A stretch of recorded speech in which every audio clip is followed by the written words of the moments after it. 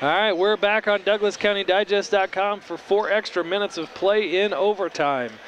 Atwood Hammond 39, Villa Grove 39. Luke Johnson, where do we go from here?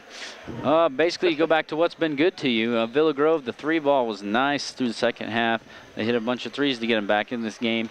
Atwood, run your offense. Run that cut across the lane and get those layups or get the fouls. You've got Villa Grove has 2 guys with 4 fouls. And Andy Webb on cue. Andy Webb knocks down a big 3. I thought for a second it was partially deflected. 42-39. Atwood Hammond leads, 3:45 remaining in overtime. Vandeventer has it. He's been the 3-point hero for Villa Grove. We're going to get a foul called on Cody Siebens. 8th team foul against Atwood Hammond. Brandon Coberline's going to go to the free throw line. I've got him down for 11 in this contest. If he can make 12 and 13, that'll go a long way towards helping Villa Grove tonight. First one's good. 12 points, Brandon Coberline off the bench. Very effective here in the second half and in this extra frame. And Atwood does not want him to get going in the overtime. Second shot good. 1 point Atwood Hammond lead, 42-41. Jordan Fagan has it. He's going to be met by Skylar Orwick, who's played tremendous defense all night long. Does have 4 fouls, though. Ball knocked away there by Palmer. He's going to race down the court. Layup too hard. He felt that pressure coming in from Andy Webb, and we're going to get a tie-up jump ball. Possession arrow will remain with Villa Grove. Nice job by Gabe Palmer. Stole it, took it away. Went down the other end of the court, though. Felt some Andy Webb coming after him hard. And missed the shot, but we get a tie-up. Villa Grove's going to get it. Pass goes into the corner. Coberline, no good. Rebounded, though. Orwick almost had it, almost came back in and took it away. Fagan saves it to Weirman. Weirman gives it right back to Fagan. Atwood Hammond has a 1-point lead, 3:14 left to go. Fagan's going to try and go to the basket. Kicks it back to Cody Siebens. Ruff has it now. Pull-up jumper, a little flat, no good. Almost rebounded by Fagan. Here comes Palmer, but he's got guys coming up behind him. He jump stops, pulls up, tries to bank one in, too hard, no good. Rebounded by 12. Jesse Ruff for Atwood Hammond. And a couple of sloppy possessions. This is not the time to be sloppy. This is the time where you want to settle down, execute your offense, execute your defense, and get a basket. You want to value these possessions this late and this close. Atwood Hammond with it now, going to drive to the basket is Webb. His shot is up and good, and he's fouled. 2 points for Andy Webb. 44-41. Atwood Hammond has the lead. Chance for one more. At the line shooting the and one, Andy Webb. Foul on Austin Hubbard, his 3rd.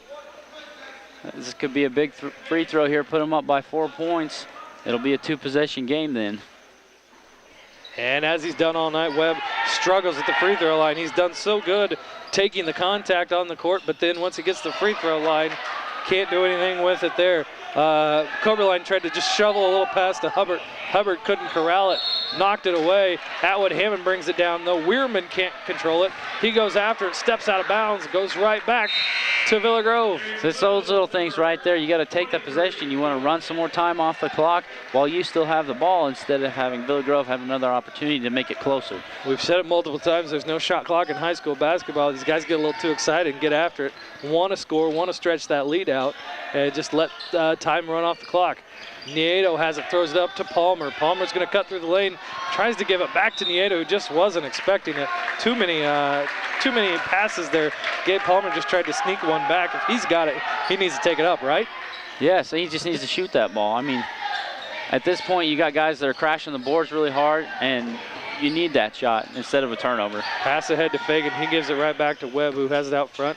He looks like he is going to drive in, pulls it up, gives it to Ruff. Ruff gives it right back. 3-pointer. Almost goes down, but a strange shot there for Atwood Hammond. And tipped away, though. Tried to force the pass ahead. Webb gets a hand on it. Fagan thinks about a 3. Coach tells him no, run clock, and Cody Siebens has it now. Minute 36 left, 44-41. Atwood Hammond leads. And right here, you want to run the clock, but you don't want to, miss an opportunity, and that was not your opportunity. Speaking of missed opportunities, Vandeventer pulls through, gives it to Nieto. He pushes it a little too hard. Vandeventer gets the rebound back, though. Skylar Orwick has it, and thought about pulling up was Palmer. He passes it off. Oh! And the coach is eating that timeout right now. Coach has called a timeout after the whistle blew. Vanderveer put one through, swished it home, not going to count. Minute 15 left to go here in overtime. Villa Grove down 3. Brian Russell calls a timeout. And that's got to hurt. That's got to sting. Coach, you call timeout right before your guy makes a three-pointer. It's tied the game. But on the play had already stopped, though. I mean, yeah. it's not like he had a fierce defense on him. And on the other hand, he got a free warm-up shot, so the next time he comes in, he might be just gung-ho because he just swished one. He is ready to go now. He's been ready to go most of the second half. Oh, yeah. Lucas Vanderveer with 11, including a big 3 that helped get us here to overtime. The three-point line has been a huge best friend to Villa Grove here in the second half. And in overtime, it's been the Andy Webb show with a couple of three-pointer and then a opportunity for a three-point play, got fouled, and made the layup. Big night tonight for Andy Webb. Jordan Fagan's done nice for Atwood Hammond as well. Jesse Ruff with 5 points, but those came at a huge time down the stretch when Villa Grove had taken the lead. Atwood Hammond controlled for the whole first half. Part of the third quarter, Villa Grove came back, and after the whole starting lineup had been taken out and replaced, got a talking to from the coach. Came back in. Jesse Ruff got it on the post a couple times underneath the basket, put up a couple shots. Villa Grove has it open lane to the basket there for Gilbert Nieto. Foul coming from behind. If Nieto could have got that one to go down, that would have been huge. A big spot for a freshman to come in and do that, but instead he's going to get a big spot at the free throw line. Not bad. Good execution by Villa Grove. He saw an open lane, went and took it. He's on the free throw line right now.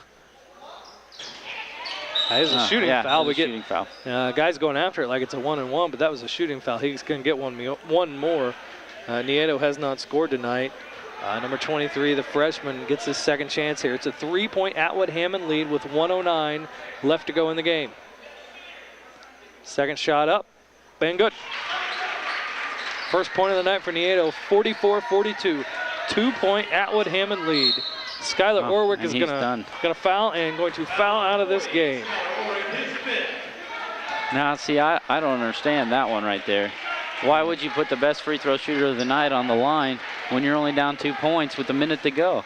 You got to play good defense, box out, get the rebound. I am beside myself on that one. Yep, and just like that, Fagan puts another one up.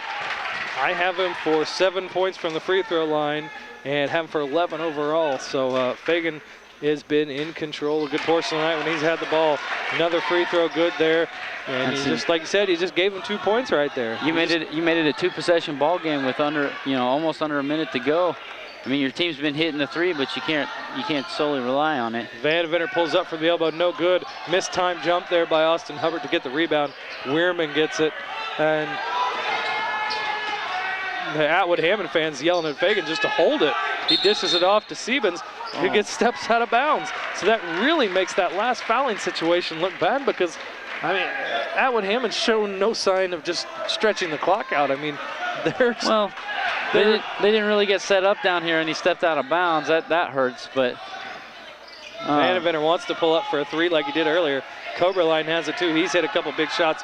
He's going to drive, step around a defender, puts his layup no good, gets a foul when he tries to get back after it, tries to knock it loose. 4-point Atwood Hammond lead, 30 seconds left to go in the game. See, Cobra Line gets his second, excuse me. Here's where that foul comes in. If he makes these 2 free throws, you got 48-42, you're down 6 points. It's 2 3-pointers, but you're still asking a lot from your team this late in the game. And especially when Cody Sieben steps to the free throw line, makes a free throw there, his 6th point of the night. Second one good as well. Free throws coming up big down the stretch here for Atwood Hammond. 48-42, 6-point lead. Vanderveer wants to pull up, puts up a 3, banks almost in, no good. Rebounded by Weirman, taken away by Villa Grove, and mishandled. Looked like Hubbard had it, but he maybe bumped into a teammate, knocked it out of bounds. It's going to be Atwood Hammond ball. Coach Russell wanting Villa Grove to get up and pressure. The guy's not really here. They need to foul. Somebody needs to foul. Yeah, you wasted 3 seconds right there off the clock. You got to foul right away if you want to stay in this game. Vanderveer with the foul, his 3rd. and he's not the guy you want to foul right now. Yep. Jordan Fagan has been nearly automatic. I've got him for just one miss tonight. And there's another one knocked down.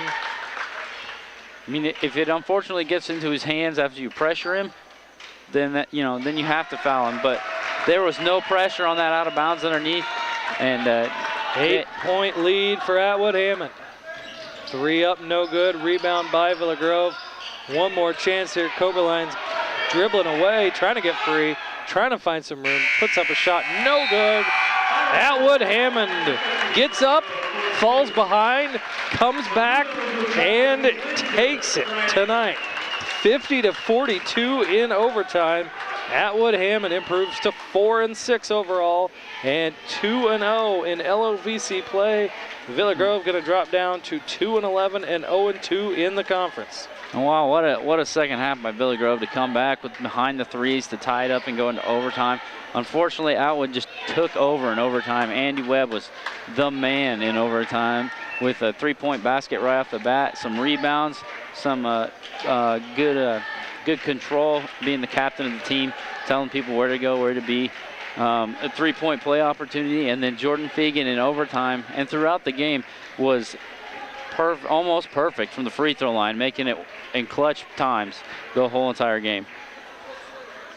And trying to total things up here. How about the Villa Grove guys, doing a good job. Gabe Palmer coming back. Coberline coming off the bench, and Lucas Vandeventer down the stretch from beyond the arc. Coberline's just consistent off the bench. He knows what he's supposed to do when he comes in there. He scores. He moves the ball around a little bit, and then you've got your leader and Lucas Vandeventer hitting a couple of clutch threes, keeping Villa Grove in the game, starting the run in the second half, which led to 3 threes in a row to put them in the lead. And just some of the Skylar Orwick was guarding Jordan Fagan for most of the game. That's a tough assignment for anybody because that he's one step to the basket or he can pull up and shoot, but once he gets fouled and on that free throw line, he's pretty automatic. Okay, we're trying to get our totals here. I think I've got the math down. We're trying to do this on the fly here. I think I've got it here. Let's go ahead and get into that. For Villa Grove, they fall tonight. Brendan Coberline off the bench with 13 points. I'm going to date myself here and throw an old NBA reference, but they used to call Vinnie Johnson of the Pistons. They used to call him the microwave because he'd come into the game and heat things up right away. That's kind of what Coberline's done the 2 times we've seen him. He led the way with 13. Gabe Palmer with a strong 11 tonight for Villa Grove. Good job by him. Lucas Vandeventer got him back with his long-distance shooting ability. He also had 11. Austin Hubbard had 4. Nathan Bradley with 2 off the bench and a big spot for a young guy. And Gilbert Nieta, 1 free throw there in overtime for Villa Grove. For Atwood Hammond, they improved, as we said, 4-6, 2-0 in conference play. Big night tonight. Andy Webb took over 20 points. Jordan Fagan, great from the free throw line tonight. 14, 7 for Cody Siebens. He also 3 guards there. Those 3 did a nice job keeping, not letting Atwood Hammond get too far down when they did fall behind. 5 points for Jesse Ruff, came up big down the stretch. 2 for Lucas Larimore, 2 for Kyle Weirman. So our final score, 50-42. Atwood Hammond comes back on the road in overtime and defeats Villa Grove in the most exciting game we've seen so far, Luke. Oh, by far. It was very interesting for us to be here for that one. Back and forth the whole entire time. All right, that's going to wrap it up for Luke Johnson. I'm Chris Patton. Thanks for watching high school basketball on DouglasCountyDigest.com.